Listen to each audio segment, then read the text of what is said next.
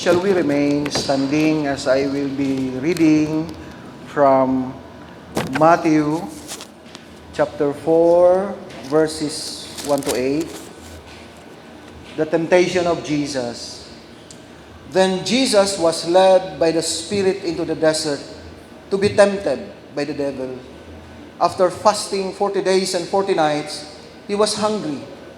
The tempter came to him and said, "If you are the Son of God, tell those stones to become bread." Jesus answered, "It is written, man does not live on bread alone, but on every word that comes from the mouth of God." Then the devil took him to the holy city and had him stand on the highest point of the temple. "If you are the Son of God," he said, "throw yourself down, for it is written, He will command His angels concerning you, and they will lift you up in their hands, so that you will not strike your foot against a stone." Jesus answered him, "It is also written, do not put the Lord your God to the test." Again the devil took him to a very high mountain, and showed him all the kingdoms of the world and their splendor. "All this I will give you," he said, "if you will bow down and worship me." Jesus said to him, "Away from me, Satan, for it is written, worship the Lord your God and serve Him only." Then the devil left him, and angels came and attended him. May God bless us with His word this morning. Good morning again. And congratulations because you have managed yourself well this morning by waking up early and prepare especially for this very special day of God. This is the Lord's Day, and today we worship the Lord. I am not following the lectionary. As of today, I am moved to speak about temptation. Temptation is one sure weapon of Satan to pull us back from darkness to the light of Jesus Christ. And that is his assignment since before Adam and Eve, and since way back before, when he was able to tempt a third of the number of angels in the heavenlies to follow him and rebel against God.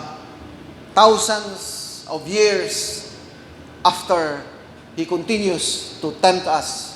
Nagpadayon siya sa pagtintal kanato, kay maugin na iyang gusto nga mahitabo, nga mabirata gikan sa pagkamatarong, mabirata gikan sa gugma sa Dios, mabirata gikan sa relationship nato diha ni Kristo, ug mabalik ta sa kangitngit, mabalik ta sa kinabuhi sa sala, mabalik ta sa kinabuhi nga walay hinungdan. Satan always wants us to go back to a life of misery. Satan always wants us to go back to a life of chaos, without discipline. All troubles, all things that could separate us from what is right, from God, from Jesus Christ. So, we have the Holy Communion. And this is a specific command of Jesus Christ for us to do as frequent as possible. So that we have some churches in the United Methodist Church, somewhere in Cotabato, that they are practicing the Holy Communion, doing the Holy Communion every Sunday. And I think that's good, because they are doing their best to do it as frequent as possible.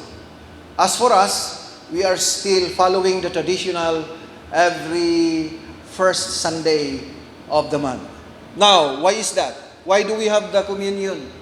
Why do we have to remember the body offered by Christ? Why do we have to remember the blood shed by Jesus Christ? as always as we can through the sacrament of the Holy Communion. Why is that?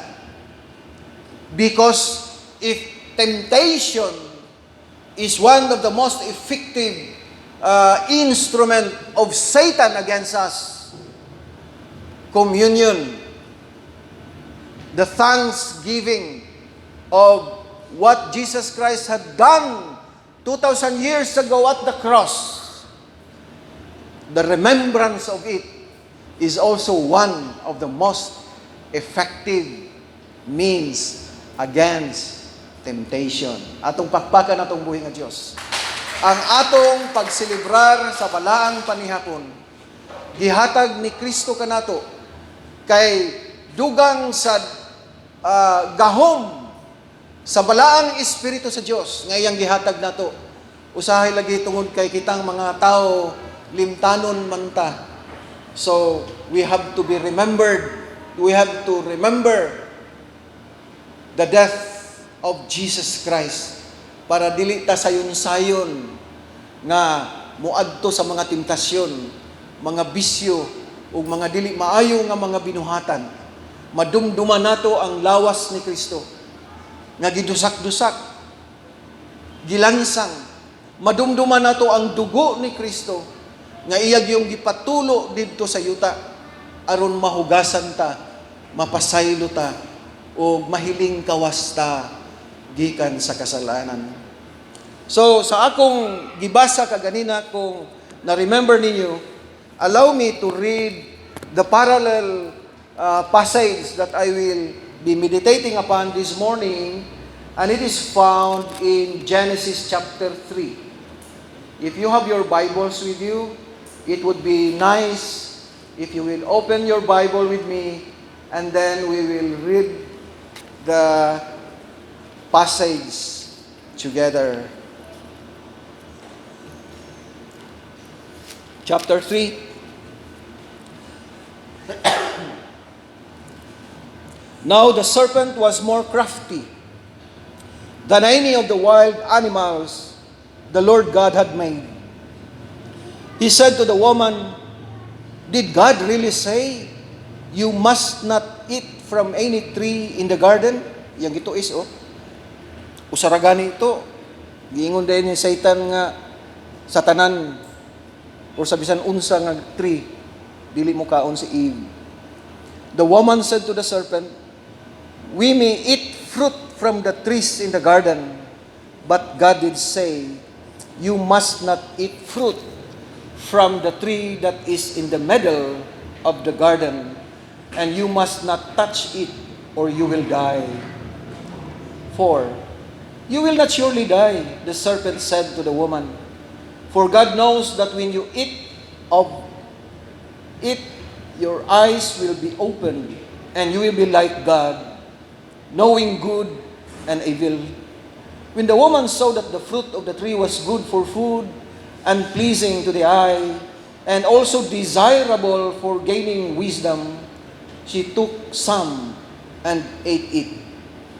She also gave some to her husband who was with her, and he ate it. In Matthew 4 verses 1 to 4, sa dihang gigutom na si Jesus after his fasting for 40 days and 40 nights at the desert, unsa iyang gisulti? Gamhanan man ka, anak man ka sa Dios.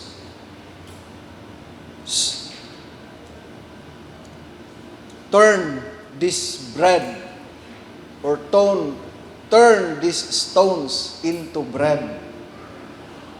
Pwede ba yun? Pwede kayo. Gamhanan gud si Jesus.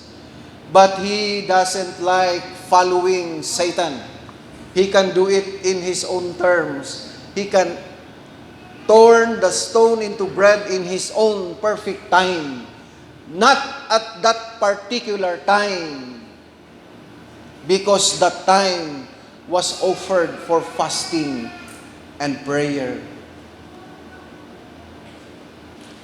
Dito sa Genesis, kung atong balikan, ingingon pod ang devil, the same devil, the same Satan, said to Abe, well,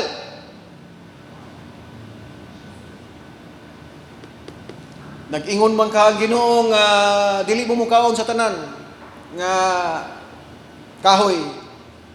Pero ingon si Eve, nagdumduman niya ang instruction sa God, kana lang isa diha sa tunga. But later, sadly, when Eve saw the fruit and it was good for food. Di ba? Nakita niya ang fruit that it was good for food. Looking forward to what happened to Jesus, Satan offered the stones to become bread. Because at that point, Jesus needed bread, needed food. Sometimes, it turns into a person that is being tempted and obliges himself to settle for the nourishing of it, for the taste of it. But in fact, he or she is driven by lust of the flesh. Kining atong lawas, kanunay ning gabira sa temptasyon. Well, I don't want to be judgmental, but in every time that you eat much, to the point of being gluttonous, you are committing gluttony, then you are submitting yourself to the lust of the flesh. Not only overeating, also being drunk. Maybe we cannot avoid that in some occasions there are drinks. And unfortunately and sadly, the children of God are tempted not just to drink a little, maybe for respect to the host. But at the back of their mind, they are rationalizing, si Jesus bitaw, naghimo mag-miracle, ug wine, turning water into wine, aron ang daghan makainom. Pero kabalo mo, dili tutuyo ni Jesus nga iyang hubgon. It wasn't the intention of Jesus to turn the water into wine so that people will get drunk. That's not the point. And in the later part of the Bible, the epistle says that do not be drunk with wine, but be drunk with the Holy Spirit. So if we are drunk, we commit the sin of indulging the lust of the flesh. Drugs, nicotine, the smoking is indulging to the lust of the flesh. Analyze ragod ninyo mga igsuon, ang ato ng gobyerno mismo, dili simbahan ha, gobyerno na mismo, they are requiring packs of cigarettes to face the result, the cancer of smoking. Smoking is hazardous to your health. It's not the pastor that's saying that today. It's not the priest. It's the government.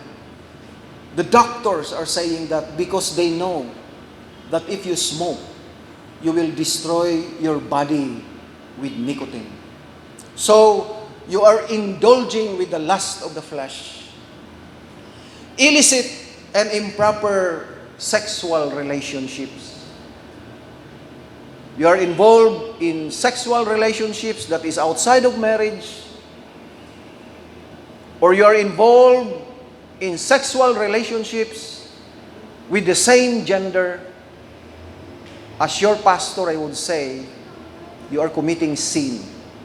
You are indulging with the lust of the flesh. We go to the second.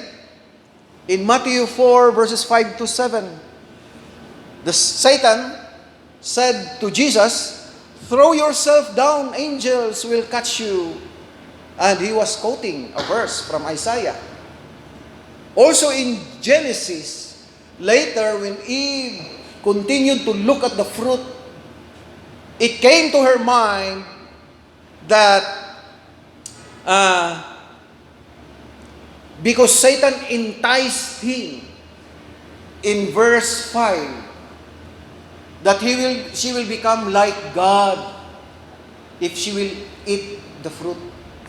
So later, maybe Eve realized how good or how nice it is to become like God. And that is the ambition of Satan, to become like God. If you take a look at the book of Isaiah, wherein he tempted a third of the numbers of angels to rebel against God because he wanted to surpass the power of God. He wanted to surpass the sovereignty of God, and he wanted angels to worship him rather than worship God. So maybe in the latter part, Eve said to herself, "Oh, I will become like God." And you know where it came from? From that most basic sin that God most hate. And that is the sin of pride. Kanang garbo na to. Maunay gusto nato, maunay tinubdan sa gusto nato, nga abto nato ang mga butang nga wala gihatag sa Dios nato. Gusto ta mahimong gamhanan, wala may problema na. At a certain level, the Holy Spirit is giving you power as child of God. But there are things that God has not given you. For example, ang pagkamayor sa Cagayan de Oro, dili man na imo karon. So ayaw na lang gud ang hunahuna ag maayo kay malubog kag hunahuna. Power that does not belong to you, do not crave for it. Because at the back of your mind, you will be tempted to think that it's very nice to experience, to be like God. Sa kay, batiuno kung parehas ko sa Diyos, na ako ani nga authority. Pride of life. Excessive exercise of power and influence towards your loved ones in the family, towards your neighbors, towards the church even. Oy, daghay ka power trip sulod sa church, sultian ta mo. Mao na ang atong church ug daghan nga mga churches na politicize. Daghay naglumba nga mahimong obispo. Daghay naglumba nga mahimong district superintendent. Daghay naglumba nga mahimong admin pastor. Daghay naglumba nga ma-chairman sa CODS. Power trip. Kining mga tawhana, maoy mahimo na noong problema sa simbahan, magkagumot, tungod kay naputos sila sa ambisyon, ug masakitan ang ubang mga tao, masakitan ang leadership because of their ambition. And that is the pride of life. Excessive, overbearing, the pride of life. Moapod niyang tempt ni Satan kang Jesus. Anak mangga ka sa Dios, na may gisaad sa Isaiah nga kun mo ambak ka, dili ka maunsa, dili masama dag imong tiil, dili ka mapiang, kay salon ka sa mga angels. O di ba? Kung ako'y makaambak sa taas nga pangpang, unya ma-experience na ako nga salon ko sa mga angels, garbuso kay kuana. Unsa, parehas mo nako. Nga muambak og pangpang dili mamatay. Parehas mo nako. O di ba? Power trip. The pride of life. So si Jesus, wala siya mo indulge sa pride of life. Wala niya tumana si Satan. Unsay iyang gisulti? Do not tempt God. Ayaw sulayi o tintali ang Diyos. The last point in Matthew 4:8 to 10. All this will be yours. Kabalo mo, unsay gihimo ni Satan? Iyang gidala si Jesus sa pinakataas nga part sa temple. And ang mga theologians, mga commentators, ang ilang sulti, kadtong kanang nga temple mo ay pinakataas nga building sa Jerusalem at that time. Mas taas pa siya sa palace ni Herod and kadtong mga palace sa mga Sadducees and Pharisees.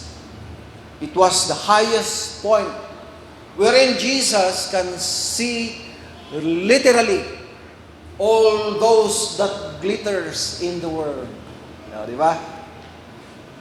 Mansion, mga kabtangan, jewelries, gipakita tanan. Nga tama din si Satanas ba, ingon siya, all these things were given to me. Kining mga butanga, gihatag din ako. So iya na to. And he has the authority to give it to whom he would like to give it. And at that point, Satan gave it to Jesus. Basta kay muluhod lang si Jesus kang Satan. Unsay tubag ni Jesus? Get thee behind me, Satan. So unsa toy tuyo ni Satan nga gipatungtong si Jesus dito sa taas so that Jesus can see all those glittering things, wealth and other things, the lust of the eyes. Ug naay tukma na dito sa Genesis chapter 3. Sa dihang nagpadayon og lantaw si Eve sa fruit, mao nang kung tintalon mo, ayaw mo dugay og lantaw. Kabalo mo nga tentasyon na siya, dugayon po ninyong lantaw. Gasige ra po mong tanaw, na-develop na noon. Hello? One way to avoid temptation is to stop looking at him or her. Kung nakita nimo nga na-attract ka sa iya, kay gwapa, sexy, or na-attract ka sa iya kay gwapo, macho, unya dili na siya pwede nimo kay na kay relationship ninyo ngano mo sige pa magkagtanaw niya. Natintal na hinaot. Naunsa naman ni mo ko katulog kung di ko kita niya. Di naman ko ganahan mukaon kung dili ko makakita niya. Hoy, masoy. The solution to that is stop looking at him or at her. Gara mo bukang sige kag tan-aw.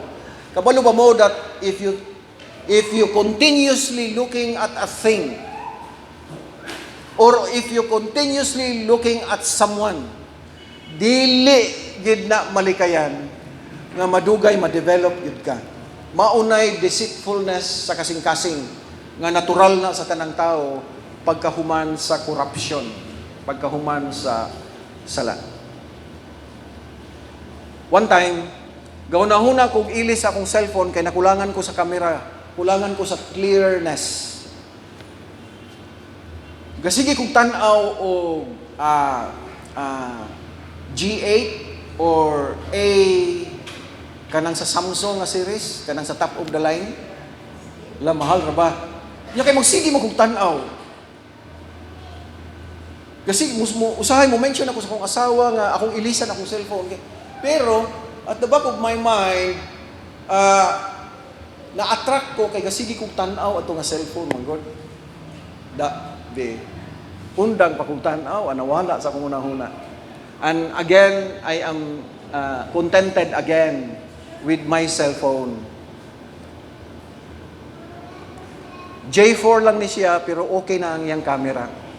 Pero kung magsigi kag tanaw sa higher end, kanang mas mahalon, madugay ana di ka katulog. Kay sige magtanaw si Eve.